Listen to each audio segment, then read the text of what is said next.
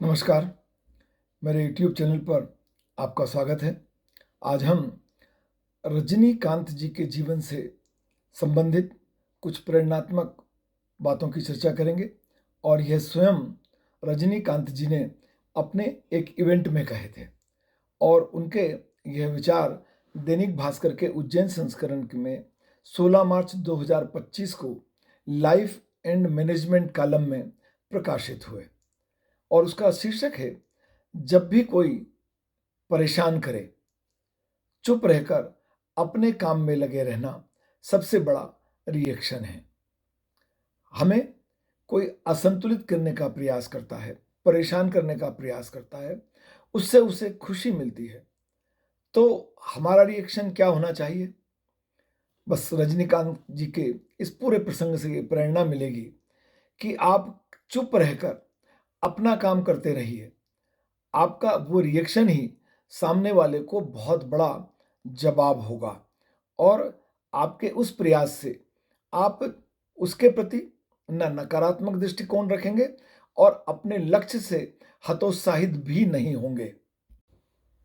रजनीकांत जी कहते हैं, मैंने ये जाना कि जीवन में खुशी और शांति स्थायी नहीं है। यह आपके पास थोड़े समय के लिए आएगी और चली जाएगी। और वह इसके संबंध में कहते हैं कि 1977 में जब निर्माता थानू ने मुझे अपनी पहली फिल्म में सुपरस्टार कहा, तो मैंने उनसे कहा, सर इसकी जरूरत नहीं है, कृपया इसे ना करें। तब कुछ लोगों ने कहा, रजनीकांत डर गए हैं, वह कांप रहे हैं, वह सुपरस्टार टाइटल से घबरा गए हैं। लेकिन रजनीकांत जी कहते हैं, मैं केवल दो चीजों से डरता हूं। एक, ईश्वर से, क्योंकि उनके बिना कुछ भी नहीं है, और दूसरा, अच्छे लोगों से, क्योंकि हमें अच्छे लोगों का दिल नहीं दुखाना चाहिए, नहीं तोड़ना चाहिए, उन्हें दुखी नहीं करना चाहिए।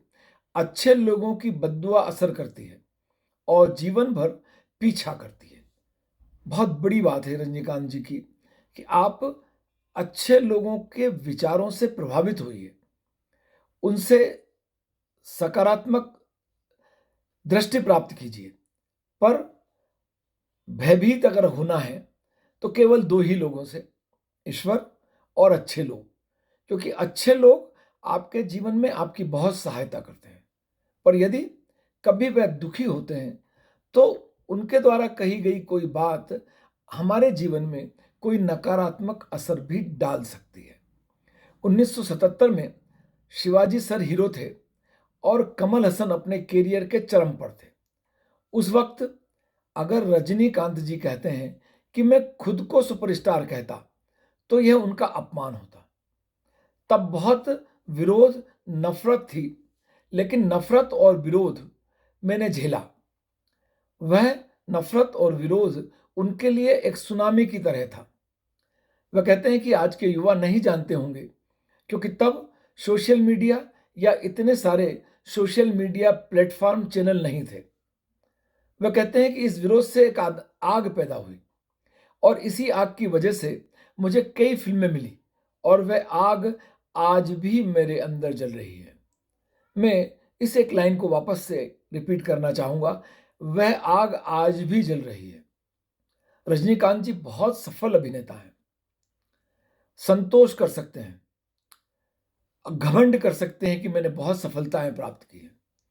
पर यदि वह आग ठंडी हो गई, जिस आग ने हमें सफलता के शिखर तक पहुंचाया था, तो फिर नीचे का रास्ता आता है। इसलिए हमें हमारे जीवन में हमारी वह ऊर्जा, हमारी वह आग को कभी ठंडा नहीं होने देना चाहिए।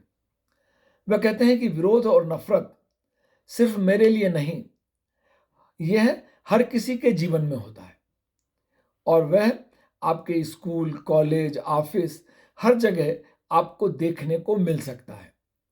हम इससे कैसे निपटते हैं या हमें इससे कैसे निपटना चाहिए, यही जीवन में बहुत महत्वपूर्ण है। जब भी कोई हमें परेशान करे, हमें चुप रहकर अपने काम में लगे रहना चाहिए। यह सबसे अच्छी प्रतिक्रिया है। रजनीकांत जी इसे एक उदाहरण के माध्यम से स्पष्ट करते हैं। जानवरों में बंदर सबसे शरारती होता है और पक्षियों में कौवा सबसे ज्यादा शरारत करता है, लेकिन बाज सबसे ऊंचा उड़ता है। वह मुश्किल से नीचे आता है। कौवा दूसरे पक्षियों को परेशान करता है, लेकिन वह बाज को देखता है, क्योंकि वह कितनी भी कोशिश कर ले, वह बाज की ऊंचाई तक नहीं पहुंच सकता। इसलिए कौवा ईर्ष्या के कारण बाज को परेशान करता है, लेकिन बाज कोई प्रतिक्रिया नहीं देता। उसकी एक प्रतिक्रिया है केवल, बस ऊपर और ऊपर होते जाना। और इससे कौवा थक जाता है और अंत में नीचे गिर जाता है। तो जब भी कोई हमें परेशान करे, बस हम अपने काम में लगातार लगे रहें। यही सबसे अच्छी प्रतिक्रिया है। कौवा और बाज के माध्यम से रजनीकांत जी इसे बहुत अच्छे से स्पष्ट करते हैं। रजनीकांत जी कहते हैं कि आप अपनी सेहत को प्राथमिकता दें। धन, शोहरत, नाम, राजनीति ये सब महत्वपूर्ण नहीं है। वह कहते हैं सेहत सबसे प्राथमिक है। यह जरूरी नहीं है कि जब आप इस दुनिया को छोड़ें तो बिना किसी बीमारी के छोड़ देंगे, पर यदि हम सेहत को प्राथमिकता देंगे तो ऐसा होना संभव है। क्यों? क्योंकि हमारी बीमारी सदैव हमारे लिए तो परेशानी होती ही है, पर हमारे अतिरिक्त हमारे परिजन, प्रियजन, परिवारजन के लिए बहुत परेशानी का कारण बनती है। हम कम दुखी होते हैं, वह ज्यादा दुखी होते हैं। इसलिए हर इंसान को अपनी सेहत को प्राथमिकता देना चाहिए।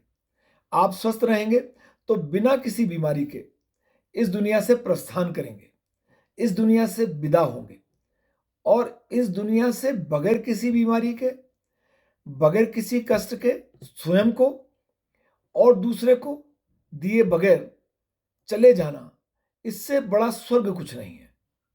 और यह अच्छी सेहत पर निर्भर करता है।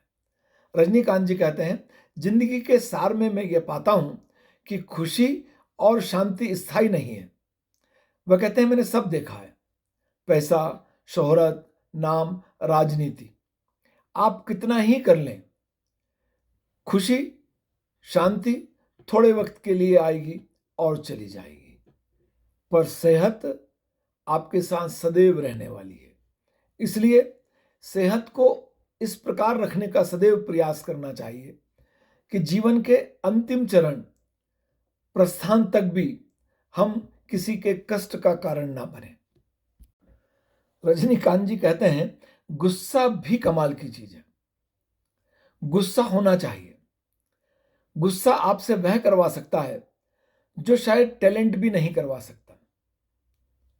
वह गुस्सा कैसा होना चाहिए?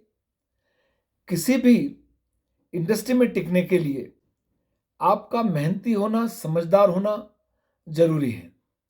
लेकिन रजनीकांत कहते हैं कि मेहनती और समझदारी होने के साथ मैं एक बात और जोड़ता हूं, वह आप में होनी चाहिए, और वह है अपनी जगह को बनाने के लिए थोड़ा आप में गुस्सा होना। पर वह कहते हैं कि यह गुस्सा अंदर होना चाहिए, अपने अंदर। किसी को नजर नहीं आना चाहिए, किसी पर बिल्कुल जाहिर नहीं होना चाहिए। और यदि आपके अंदर वह गुस्सा है जो किसी पर जाहिर नहीं हो रहा है, किसी को पता नहीं चल रहा है, तो वह आपके काम में एक अलग ढंग का निखार लाता है। और गुस्सा आपसे वह करवा सकता है जो आपने कभी नहीं सोचा होगा। टैलेंट भी आपसे वह नहीं करवा सकता जो टैलेंट, मेहनत, समझदारी के साथ आपके अंदर थोड़ा सा गुस्सा होता है, वह करवा सकता है। यह प्रेरणात्मक प्रसंग मैं समझता हूं सबके लिए उपयोगी होगा। मैं पुनः आपसे अनुरोध करता हूं कि मेरे वीडियो पर, मेरे YouTube चैनल पर प्रेरणात्मक प्रसंग के अतिरिक्त पारिवारिक, सामाजिक, राष्ट्रीय, शैक्षणिक महत्व के वीडियो एवं समाजशास्त्र विषय के वीडियो देखने में आते हैं। यदि आपने मेरे चैनल को अभी तक सब्सक्राइब नहीं किया है, मैं आपसे चैनल को सब्सक्राइब करने का अनुरोध करता हूं। आपका बहुत धन्यवाद।